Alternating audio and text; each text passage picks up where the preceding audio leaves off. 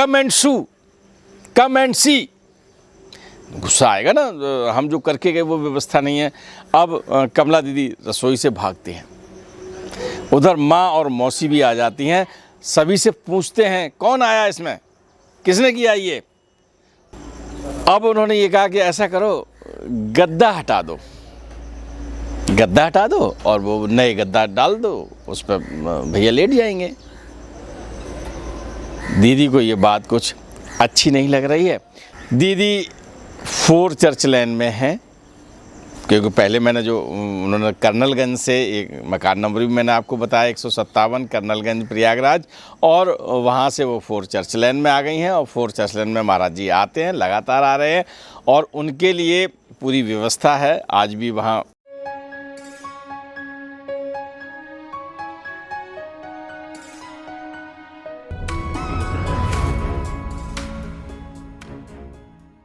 मित्रों नमस्कार, आप देख रहे हैं धर्मदृष्टि पत्रिका का यूट्यूब चैनल दस्तक मीडिया। मैं विनोद शुक्ल आपको सुनाता हूं बाबा नीम करौरी की अद्भुत गाथाएं। अद्भुत गाथाओं की श्रृंखला में आजकल आप देख रहे हैं यानी सुन रहे हैं पूज्य कमला दीदी के संस्मरण, उन्हीं की डायरी से, उन्हीं की कलम से। आज बहुत महत्वपूर्ण बिंदु पर दीदी ने लिखा है, संत का बिछौना पलटना, यही हेडिंग दिया उन्होंने। तो संत का बिछौना, संत का बैठने का स्थान, संत के आराम करने का स्थान क्या होना चाहिए, उनके संस्मरण में ये दृष्टिगोचर हो रहा है। और मैं समझता हूँ अगर आप उसको सुनेंगे तो एक नई सीख आपको मिलेगी। दीदी 4 चर्च लेन में है, क्योंकि पहले मैंने जो उन्होंने कर्नलगंज से एक मकान नंबर भी मैंने आपको बताया 157 कर्नलगंज प्रयागराज, और वहाँ से वो 4 चर्च लेन में आ गई हैं। और 4 चर्च लेन में महाराज जी आते हैं, लगातार आ रहे हैं, और उनके लिए पूरी व्यवस्था है आज भी वहाँ व्यवस्था है ना। मैंने आपको दिखाया है कि महाराज जी का तख्त है, महाराज जी विराजमान है, और लाइव में भी आपने दर्शन किए हैं। आज उसी तख्त की बात कर रही हैं दीदी। महाराज जी जब आते हैं तो इसी तख्त पे लेटते हैं। अब क्योंकि गृहस्थ हैं, गृहस्थ में रिश्तेदार भी आते हैं और भी बिंदु होते हैं, लेकिन एक पवित्रता बनाए रखनी होती है। जहाँ संत बैठते हैं, पूजा स्थल होता है, वहाँ की पवित्रता विशेष रूप से ध्यान में रखी जाती है। ऐसे में प्रोफेसर सुधीर मुखर्जी के एक मामा और मामी है। मामा का नाम है गंगा प्रसाद राय। मामा और मामी दोनों लोग आए हैं। दीदी ने लिखा है कि मामा ससुर और सास दोनों लोग पधारे हैं। और जब कोई आता है रिश्तेदार तो घर में बड़ी व्यवस्थाएं होती हैं, है ना। जलपान है, भोजन प्रसाद है, बातें करनी है, एक बहुत अच्छा सुखद वातावरण उसको देते हैं। हमारे यहाँ क्या कहते हैं, अतिथि देवो भव, है ना। तो वो आई हुई हैं, अब उनके सोने की व्यवस्था करनी है। तो सासू माँ ने कहा, अरे कमला ऐसा कर, वो महाराज जी के तख्त पे पलंग पोस हटा दो, वहाँ एक नई चादर बिछा दो। भाई उनके भाई हैं, बोले वो वहाँ लेट जाएंगे। अब दीदी को ये बात अच्छी नहीं लगी। दीदी का नहीं माँ, अब सास और बहू का भी रिलेशन है, क्योंकि अब दोनों लोग अपनी बात कह रहे हैं, वहाँ श्रद्धा लगी हुई है और उनका भ्रातृत्व प्रेम छलक रहा है। अब उन्होंने ये कहा कि ऐसा करो, गद्दा हटा दो, गद्दा हटा दो और वो नए गद्दा डाल दो, उस पर भैया लेट जाएंगे। दीदी को ये बात कुछ अच्छी नहीं लग रही है, लेकिन माँ की बात वो डाल भी नहीं सकती। माँ ने फिर कहा कि भाई ठीक है। दीदी ने क्या किया कि महाराज जी का जो कंबल है, उस पर जो बिछा है, उस पर जो बिछौना बिछा है, उन्होंने लिखा है कि लाल बिछा हुआ चौखाना खाना का गद्दा है, उस पर उसका कवर पड़ा हुआ है, एक नई रजाई रखी हुई है, धारीदार दरी है। जो महाराज जी की जो बिस्तर है उसका व्याख्यान दीदी ने लिखा है कि लाल चौखाने वाला कंबल रखा हुआ है, तकिया रखा हुआ है। अब ये सब महाराज जी के लिए बिछा हुआ है। तो अब उन्होंने क्या कहा कि माँ की यही इच्छा है कि मामा इसी पर लेटें। तो उन्होंने उसको सबको घरी किया, फोल्ड किया। और महाराज जी जब सुबह मुँह धुलाया जाता था, पैर धोए जाते थे उनके, नहीं देखा? लीजिए एक चित्र देख लीजिएगा। 4 चर्च लेन में महाराज जी के पैर धुल रहे हैं और सुबह का वक्त है और उनका मुंह धुला जाता है और पूरा परिवार किस तरह से करता है ये एक चित्र आपको दिखाई देता है। तो जो चौकी आपको दिखाई पड़ रही है इसमें, यही चौकी उनके उस कमरे में रखी हुई है। दीदी ने पूरा बिस्तर घरी किया, घरी करने के बाद उस चौकी पर रख दिया, ऊपर से एक पलंग पोस डाल दिया और ठीक है, मामा के लिए दूसरे बिस्तर बिछा दिए गए। अब ये चीज़ जो है उसका क्या हुआ, आपको लग रहा होगा कि मामा सोए फिर क्या हुआ, ये अभी थोड़ा इंतज़ार कीजिएगा।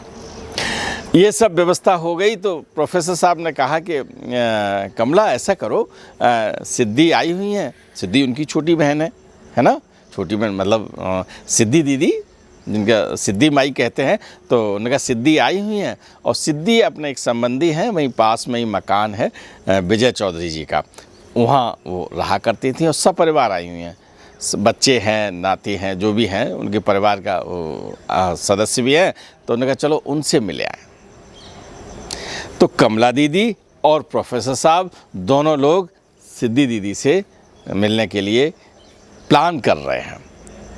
अब कमला दीदी ने कहा कि ऐसा है कि वो थोड़ा सा बेसन के लड्डू बनाने हैं, है ना, और बेसन के लड्डू के लिए क्या होता है, बेसन भूनते हैं घी में डाल के और फिर उसको ठंडा करते हैं, एक प्रक्रिया है, और फिर उसमें लड्डू बांधते हैं।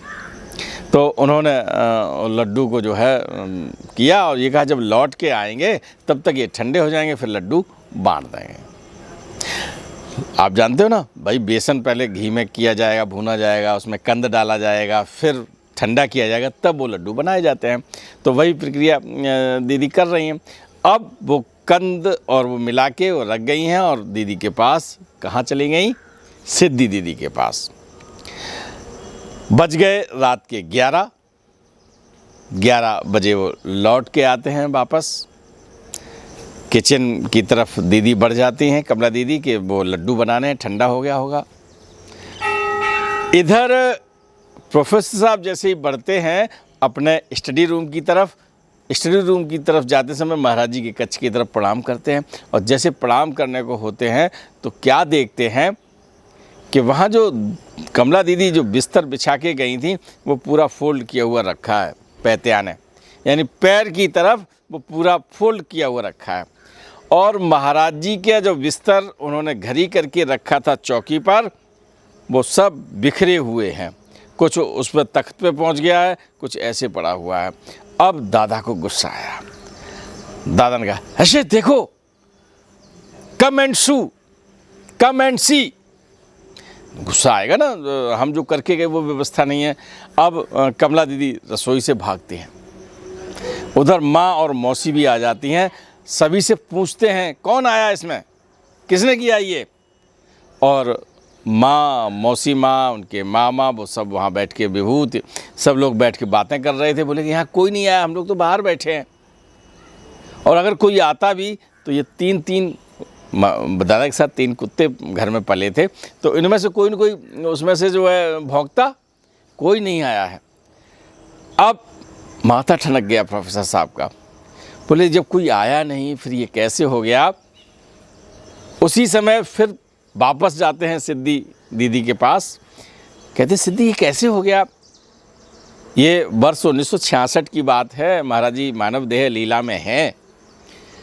सिद्धि कहती है महाराज जी का जो है लीला का एक अंश है और आप देख लीजिएगा। उनके कहने का मतलब ये था कि संत की गद्दी जो है, संत का बिछौना जो है, संत जहाँ लेटते हैं उनके उस पर उन्होंने साफ साफ नहीं कहा, लेकिन बस जब फिर वहाँ से जब लौट के आए तो मामा जी जिनके लिए ये बनाया गया था कि साहब महाराज जी के तख्त पे ये विश्राम करेंगे, मामा जी ने कहा कि संत के बिछौने पर किसी और को नहीं सोना चाहिए, मैं नहीं सोऊंगा सर। प्रणाम किया उन्होंने और फिर से महाराज जी का वो बिस्तर लगा दिया गया। महाराज जी जहाँ बैठते थे, महाराज जी जहाँ लेटते थे, वो सारी चीज़ें जहाँ जहाँ वो बैठे हैं, जहाँ जहाँ मानव देह लीला में उन्होंने विश्राम किया है, महाराज जी के सानिध्य पाए बहुत सारे भक्त हैं। मैंने आपको कई तख्त भी दिखाए, दिल्ली में भी दिखाया था, ज्ञानो दीदी के यहाँ आज वो तख्त है ना, उसे भी बहुत संभाल के रखा गया है। चर्च लेन में आप देख रहे हैं, कैची धाम में रखा है। तो ये जहाँ जहाँ ये रखे हुए हैं, सब महाराज जी के वो बिछौना बिछते हैं, लेकिन उन पर कोई सोता नहीं है ना। तो संत जहाँ बैठे, संत जहाँ आराम करें, वो जगह, वो बिस्तर पूजनीय हो जाता है, वो मंदिर हो जाता है, मंदिर का एक अंग बन जाता है। और बकौल प्रोफेसर डॉक्टर सुधीर मुखर्जी के मामा गंगा प्रसाद राय का कहना है कि संत के बिछौने पर किसी और को नहीं सोना चाहिए, क्योंकि उन्हीं के लिए तैयार किया था और उन्होंने ही ये वक्तव्य दिया है। दीदी ने लिखा है, मैंने आपको बताया है।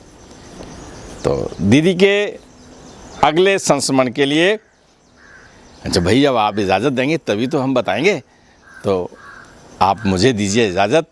अगले संस्मरण के साथ फिर से मिलता हूँ। राम राम।